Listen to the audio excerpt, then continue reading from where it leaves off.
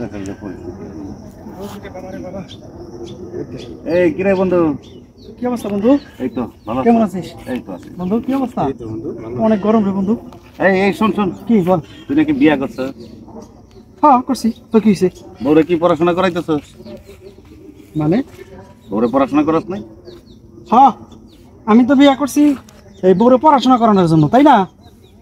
আর নিয়ে করাইছি ওই যে এই পড়াশোনা করায় অনেক কিছু করাবো এটা। আর এবারটা বিয়ে করছি, সে রান্না বান্না করবো, আমাদেরকে খাওয়াইবো, আমার ফ্যামিলিকে খাওয়াইবো, এই কারণে বিয়ে করছি। পড়াশোনা করার জন্য করাইছি।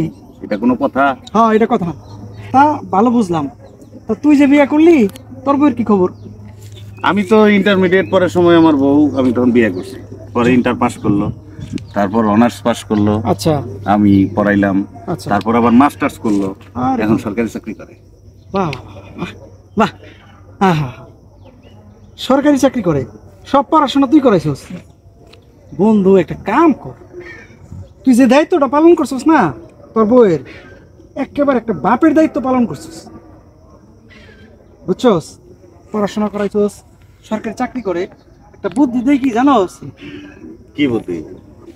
যেহেতু পড়াশোনা করাইছস, ভালো একটা পাত্র দেখা তোর বউরে বিয়া দিয়া দে। এই, এটা কোনো কথা? এটাই কথা। এত দায়িত্ব পালন করছিস, তুই দায়িত্বটা কর।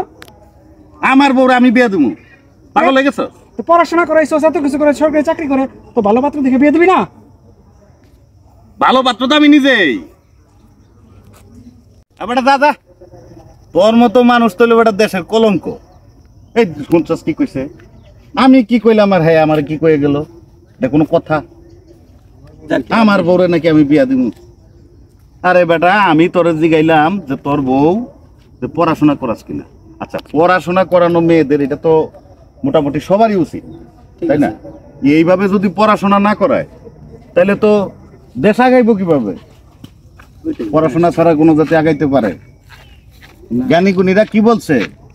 তুমি আমাদেরকে একটা শিক্ষিত মা দাও, আমি তোমাদেরকে একটা শিক্ষিত জাতি উপহার দিল। ঠিক আছে? আরে হারামজাদা, এই হারামজাদার কারণে কি বললো তুই দেখছস? দুষ্ট লোক, দুষ্ট লোক। না বাদ দি মুখে, এরা তো দেশের কলঙ্ক। ঠান্ডা